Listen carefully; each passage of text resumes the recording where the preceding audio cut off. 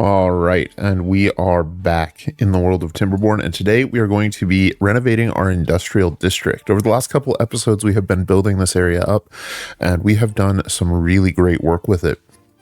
But there are a couple of problems we have been having. First of all, we are starting to run a little low on power sometimes. Most of the time we're okay, but our gravity batteries, when the wind dies down right at the beginning of the day, will completely drain in less than a day's time. So we could either add more gravity batteries or expand our wind production. But either way, we need to address the power shortage. Now, the other issue we're running into is a massive worker shortage that is the result of injuries. We have enough beavers to fully staff every structure in the place, and even a few extra, but today we have 13 beavers injured, and that means we have 7 vacancies. Now, we're going to solve this one by expanding our production lines, and in particular, we're going to take a look at building bots. Now, bots are a alternative type of person or being that can live in your cities. Now, bots have a few advantages that make them better than beavers for something like an industrial district. The first one is that they can work 24 hours a day. They don't stop working at night. They just go and go and go and go and go. And that is fantastic. That will increase our productivity and efficiency by 33%. Now, that comes with its own challenges. We'll need to expand the amount of raw materials we're producing, particularly in wood, since everything that we are doing here sort of is based on wood, on either wood or on badwater. We will need to increase the amount of wood and badwater we're producing. Now, badwater is easy. We simply add a few more people to our badwater rig and we'll have plenty, but wood we'll need to figure out where and how to plant and harvest more trees. Now, another major advantage that the bots have over the beavers is that they don't get injured. So these shortages from injury are something that will be a thing of the past. Every job can be filled by bots, and we will never need to sort of vary the number of bots that are working there. And in fact, what I think we may end up doing is replacing every worker in this district with bots and moving all of the beavers back into Old Town, where we can set up additional housing and possibly expand farming. Now, the third advantage of bots is that they use significantly less food and water. Each beaver will need about 2.5 water and about 3 food per day, and there's some variation in that, so it's good to estimate 3 of each per day per beaver.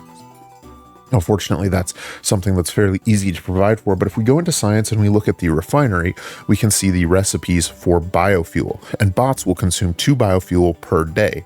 So what that means is that we can take 2 spatterdock and 2 water, and that will produce 25 biofuel. 2 biofuel per day. So that 25 would be enough to satisfy 12 bots for the day off of 2 sort of crops and 2 units of water.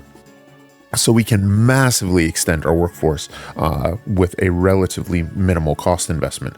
So let's go ahead and start by setting up some advanced lumber production.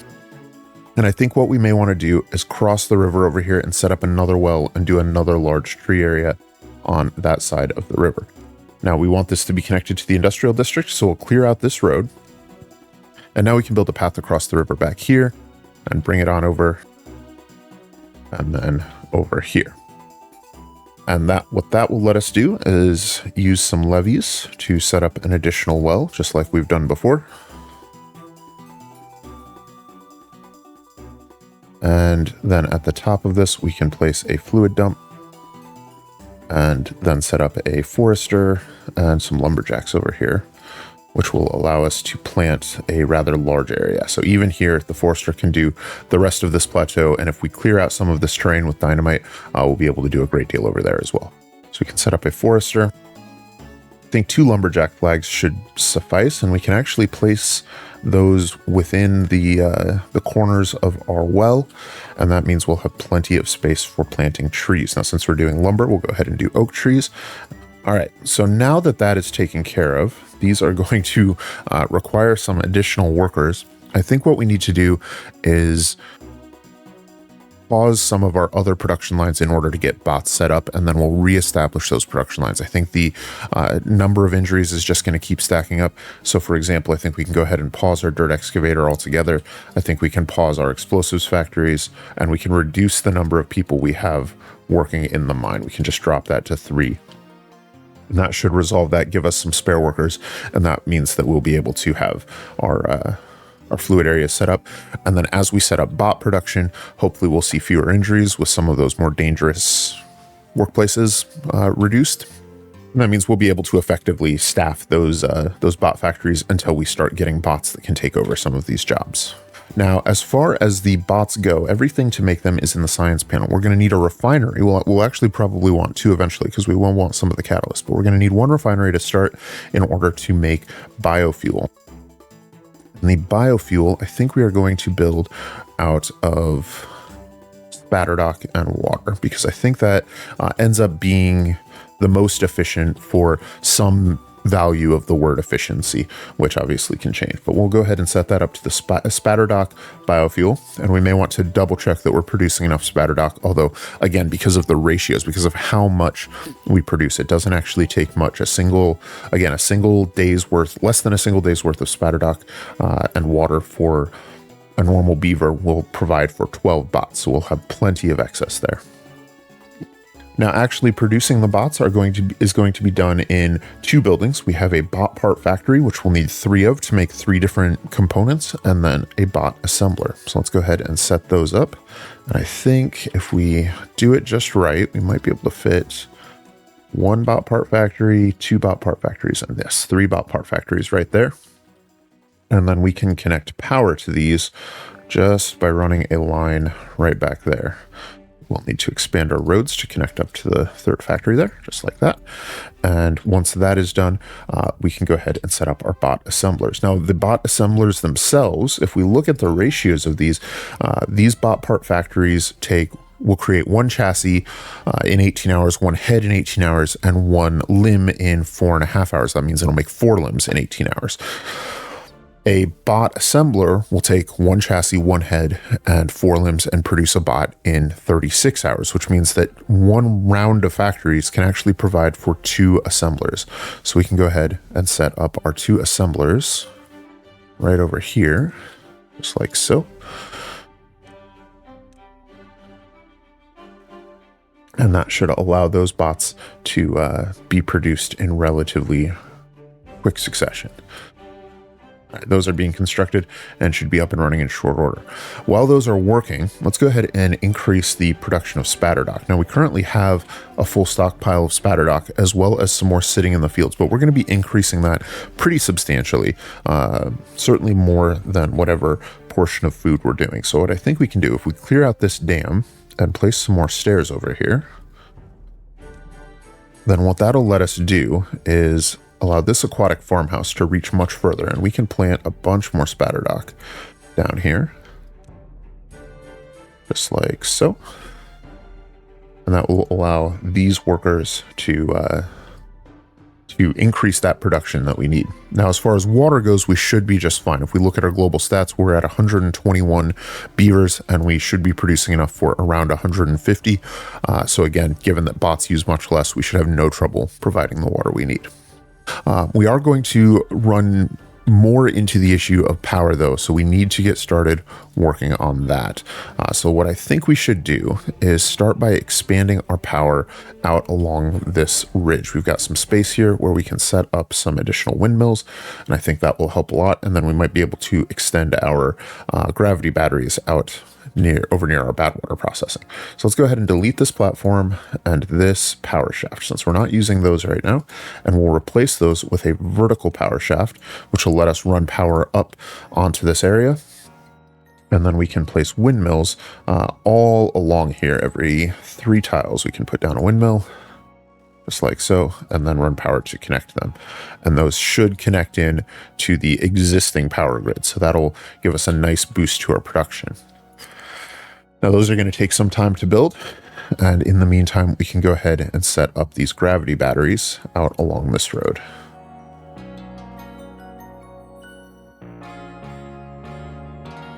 Like so. Now, this one that's over the road will probably have minimal amount of power storage, simply because it does leave room for people to walk along the road. The ones that are out over the ledge should be able to hold a great deal more.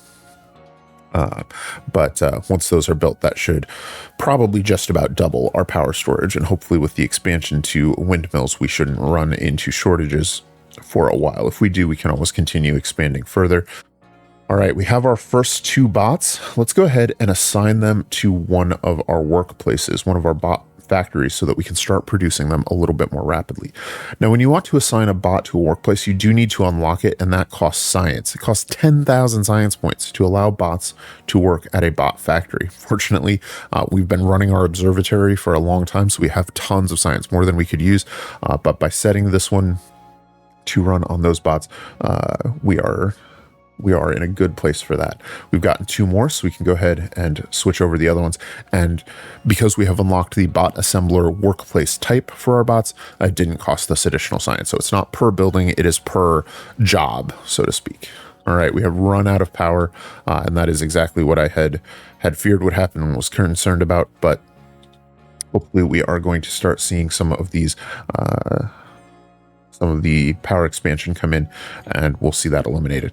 That's going to be one of the major challenges with bots, is that given that they work 50% more hours in a day, they consume 50% more power at their workplaces. So our existing power setup will need to expand to accommodate that, and we won't be able to rely on wind at night to recharge the batteries, for example. All right, looks like we've gotten a couple more bots ready, and our bot assemblers are actually running low on parts because I think we are not producing the parts fast enough. So let's switch the bot part factory over. That's another 5,000 science, but we can assign bots to those jobs, which will allow them to continue working through the night. And now that that is done, our bot assembly should continue pretty much uninterrupted, obviously contingent on having power.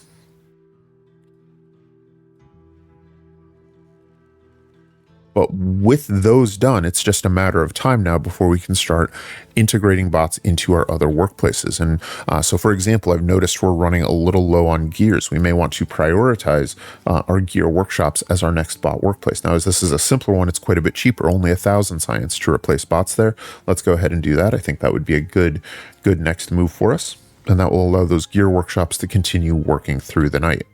Now, bots don't last forever. If we take a look at one of the bots that is working for us, we can see that they have a durability. When this reaches 0, the bot is simply destroyed and will need to be replaced. And so we want to make sure that we always keep some amount of buffer in our bot population to accommodate for that, so that when a bot breaks down, a new one can take over its job without really losing a step. So we want a few bots left in excess. Now, we're not in danger of that happening anytime soon.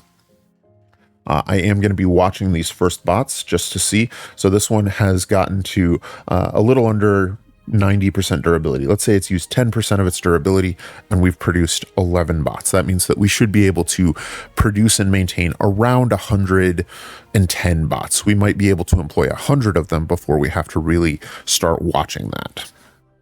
But that is something to keep in mind. All right, we've got a couple more.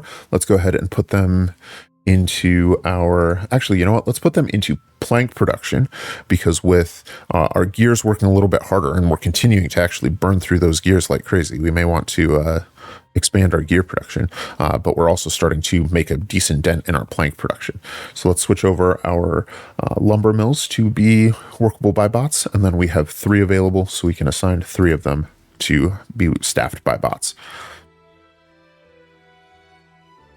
Now, that the gear shortage is actually concerning me a little bit, so I think we're going to go ahead and set up another gear workshop, and we'll just add this onto our current workplace structure there.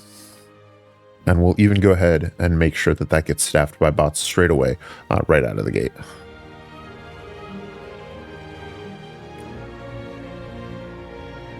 Now, while we build up our population a little more, going back, taking another look at the bots, we can see that they have 2 additional categories for boosts. That is catalysts and punch cards. Now, catalyst is made in a refinery. And so I think what we can do as one of our next tasks is set up an additional refinery, which can fit right over here. I think will work well. And what that'll let us do is, that'll be nice and easy to connect to our power network as well.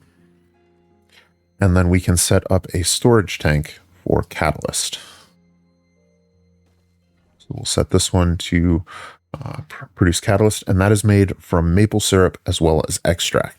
Now, extract we are getting in large quantities. Maple syrup is a little tricky. We are importing it from Old Town, but we're not producing very much, just whatever we can get from these maple trees at this tapper's shack.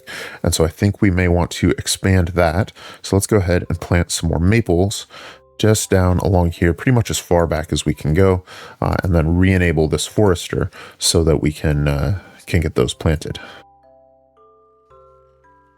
Now, the other boost comes from paper, which is being turned into punch cards at a printing press. Fortunately, we have plenty of paper. We're struggling to turn it into books, so we may want additional printing presses to make books. Let's go ahead and extend our workplace up another level. Actually, no. Since we've been working and producing dynamite, let's clear out some land down here and extend our workplace on this level. All right, it looks like all of the explosives have been placed. Let's go ahead and clear those out.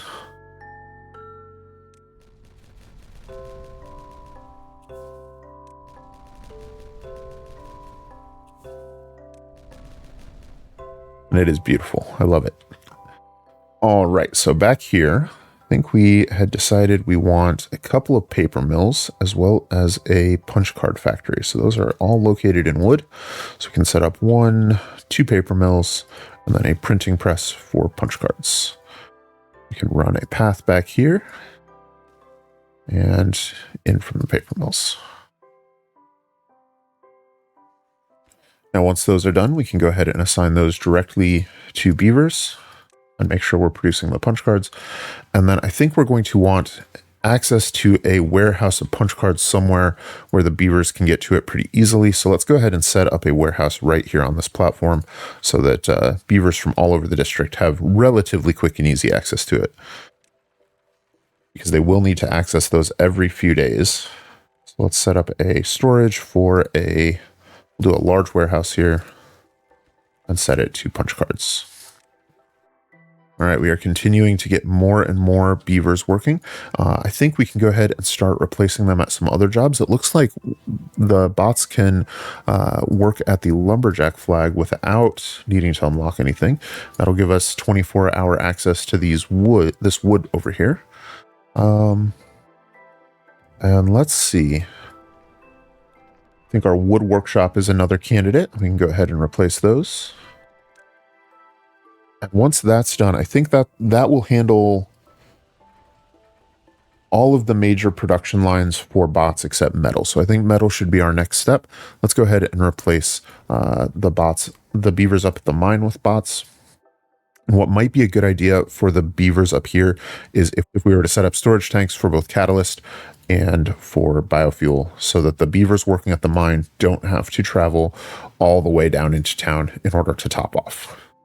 And similar to how we set up tanks right at the mine, we may want to have a set of tanks somewhere up in this district or region that allow the beavers to easily sort of refuel without having to go too far from their workplace. Because the ones down here can sort of draw from our production stockpiles, but the ones further afield may want quicker and easier access.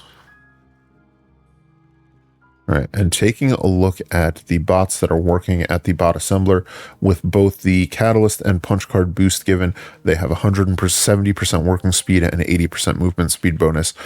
If we take a look at a beaver who is still working, and those might be at home now, then that is better than they get even at 33% well-being. So these bots are also much easier to satisfy and care for, and that is great news.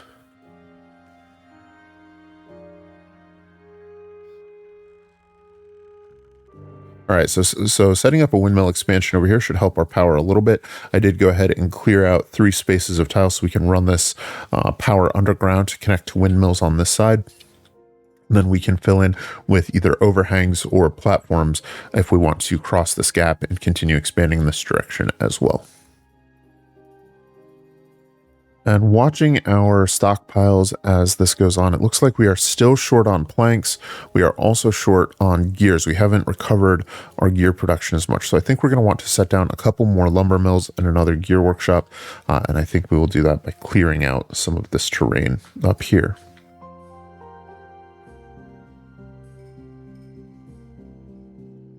All right, now with bots replacing our population, one of the things we can do is actually clear out some of this population of beavers. And of course, we won't let them starve or anything. We'll let them live out their lives. But if we go ahead and remove one of their huts, then the beavers who are living there will just sort of not reproduce or not be replaced by the population as they fade out, and we'll be able to move in as some of our older beavers disappear.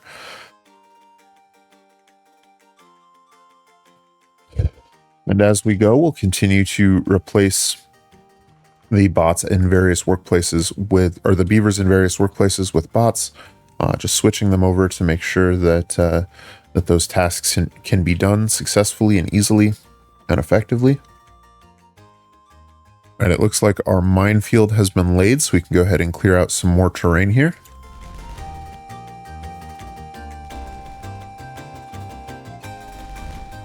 Beautiful.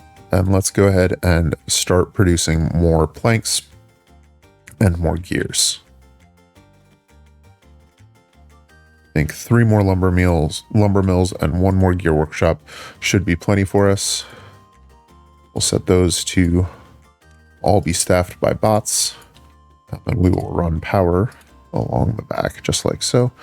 And let's go ahead and prioritize this because we are starting to run low on those resources, and I'd rather not see a delay in other kinds of production, whether that's construction or whatever it is. All right, now one advantage of having the beavers in this area be replaced by bots is that we need a lot fewer amenities. We've cleared out some lodges, but we can actually go ahead and clear out some of these other structures that we have over here, because bots don't care how nice the town is. They're happy to just work and work. It's what they're built for. It's what they're made for. It's who they are. So let's go ahead and take advantage of that by clearing out some of this stuff and setting up some more workplaces for our bots here. This one will be staffed by bots. Another hauler's post, just to make sure that everything gets to where it needs to be and that everything continues to run smoothly. That may be something we choose to delete later on, but it gives us a chance to employ to get some more bots working and solve a labor shortage that we have. Now, if we take a look at our industrial district, we only have 4 more beavers who are employed here at all. And those ones are actually all happen to be working over here at the district crossing. That is the only workplace left for beavers. We have 68 bots employed and 3 more unemployed. I think we can go ahead and switch that over. And this is now a beaver independent colony. Now, that opens up certain things for us, certain options for us. And I think we are going to go scorched earth and make this happen in a good and effective way. So if we take a look at just the lumberyard, you can see we have 56 beavers living here still. So let's go ahead and clear out all of their houses, all of their amenities. Everything will be torn to the ground. Just like so. We no longer have need for grindstones. We no longer have need for bushes or scarecrows or bulletin poles. We did accidentally strand some beavers and some bots. Let's go ahead and make sure we correct that. We don't want that kind of trouble there. And yes, we can make those a priority so those beavers and bots can get down from there. But with all of that taken out, we can now move those beavers someplace where they want to be and migrate them back to Old Town. So we can go ahead and migrate everybody out of the lumberyard and back into Old Town. Now over here in Old Town, we now have a homelessness crisis, but fortunately that is something that we can address directly. So let's go ahead and do some landscaping and building back here. Let's clear out a little bit of land back here. And what that will let us do is place down some more lodges right back here. And overall, this is a huge boost to the beavers' well-being because they will love living in a place that has all the amenities they've grown to love. Our average well-being over in the lumberyard was previously just about 35, and over here it is about closer to 40, over 40. And so once these beavers are happy in their homes, then they should be much better off. So we'll set down room for 36 beavers. We do want to reduce our population a little bit at this time. We may want to expand it again later, so we will just leave these structures here for beavers to move into, but that will also decrease the population and the stress on some of our resources a little bit. All right, now over here in the lumberyard, there's some more stuff we can take out. We no longer need medical beds, as we don't have beavers who will ever get sick or injured over here. So we can go ahead and clear out all of those. We no longer need this teeth grindstone or this medical bed. And that frees us up for more productive buildings, which is fitting for an industrial district. Although at this time let's double check. We seem to have our hauling more or less sorted. So our production is continuing. It's underway. And remember, we were going to be building about 100 bots here. So this is a good balance. Oh, looks like we can re-enable our explosives factories. How are we doing on power? Looks like we aren't fully recovering power. So we can also extend our construction. But before we do that, one of the tasks that I had in mind for this was that we would use this industrial district as the basis for some grand construction projects around the world. We're going to have about 100 beavers. That's going to require the resources of less than 10 or 100 bots. That's going to require the sort of ongoing maintenance resources of less than 10 beavers. So what we can do then is employ a bunch of those beavers, a bunch of the extra ones. Since we have 80 working in our industrial district that are actively employed, we can set up 24 more as builders and assign them to do construction work further afield. So let's go ahead and set up several builders huts. And I think 6 ought to do. Just need to find a good place for them. So let's go 1, 2, 3, 4, 5, and we'll do a 6th right there. So we'll set up these builders huts, and we will set these to all be done by bots. And as they are populated and staffed, then that will be sort of the last of the production that we plan to do at this time. If it comes up that we are short on some material and we really need more, maybe we want to expand our book production or our bot production or whatever it is, we can do so, but right now I think that should be good for us. Now, having all of these builders means that we can do something about this power situation much more easily as well. So let's go ahead and set up some platforms up here. Now, I want to play with these overhangs, these 6x1 overhangs. These should let us cross very easily. Yeah, let us very easily cross this bridge. So we can build a pathway that will run along there. And then I wonder if we can, let's see, how do we want to run power? So we can run a path across like so, and that'll give us access to the far side. And then set down some platforms.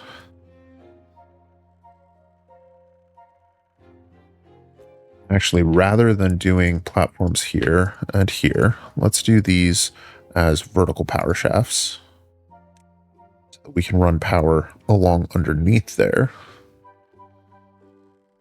And then we can set up a line of standard power shafts all the way across the bridge. At least to there. And then another one on top on this side. That'll give us easy access to both sides of this for additional windmills. So we can set up things like a row of platforms, for example, right there, and then start setting up more windmills.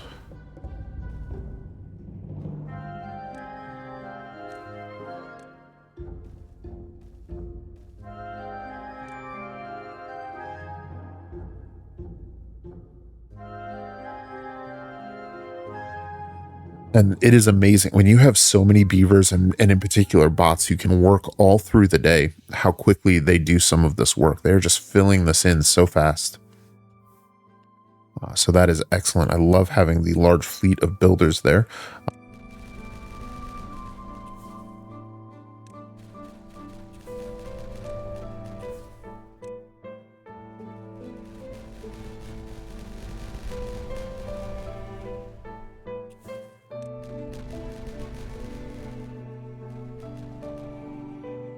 It is beautiful. All right. Consideration I hadn't thought of. We are going to need to levy off some sections of this in order to make sure that the water does not flow into our into our field over here. So let's go ahead and set those up. And it hadn't really occurred to me, but this actually gives us access to a local water source if we want it for our industrial district, so we don't need to rely on water being imported. So that is actually huge. We could expand this, even just placing down some 3 deep dynamite right there and creating a deep reservoir, and then setting a deep water pump would allow this to draw water from this main reservoir well into most droughts. So that's a potential side benefit of doing things this way. All right, back to planting trees. We can go ahead and plant some more oak back here, and oak all through back here. Again, if we decide we do want a local source of water, that would be a really good source for it right there. We can go ahead and lay deep dynamite and just create a small deep reservoir there, but have this channel flow back into it during droughts. All right, we'll make sure all of these workers are set to bots. And there are no maple trees in range yet, but that's okay. There will be soon. Let's actually, if we prioritize maple, okay, that clears it. So we're just waiting for the maple trees to grow. So we won't prioritize anything, so they'll just plant in their own due time. All right, now I've been letting this run for a little bit, and I think we have stabilized. We are starting to get some more trees growing and being chopped down. We're recovering our number of logs and our number of planks. So I think we are moving in a positive direction there. And once we rebuild up some of those stocks, we'll be well equipped for some of our big build projects going forward.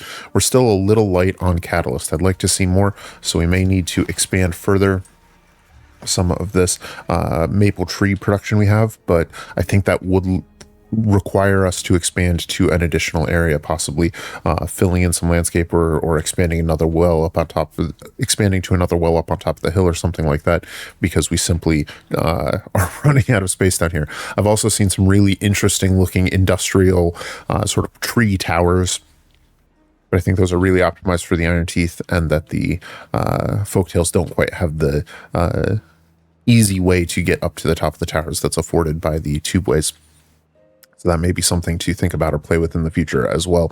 But for now, I think this is where we are going to leave it. Now, there is one more thing I have done, and that is just to make sure that this stays stable, that everything can continue running smoothly, even should the worst happen. I went ahead and established a couple of additional buildings. First, I set up an additional district crossing and set that to be populated by bots on both sides. Over here in Old Town, I switched over one of our water pumps to be run by bots and set them up with a local source of biofuel.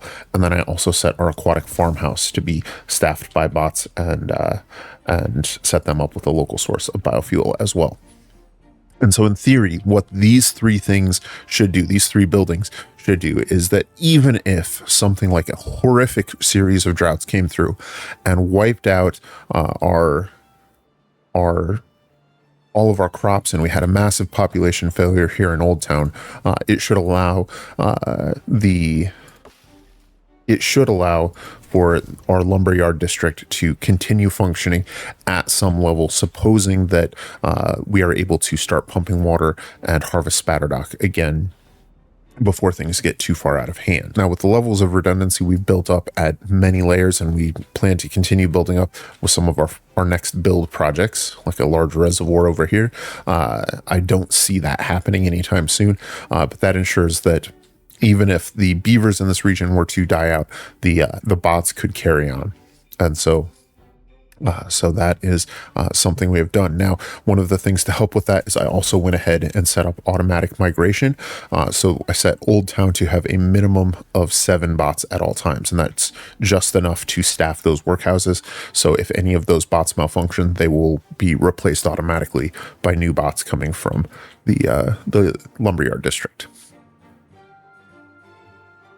And I think that's where we are going to leave it for today. I'm really pleased with how things have turned out. We've stabilized on power. We've solved our injury and productivity woes, put in some huge expansion efforts.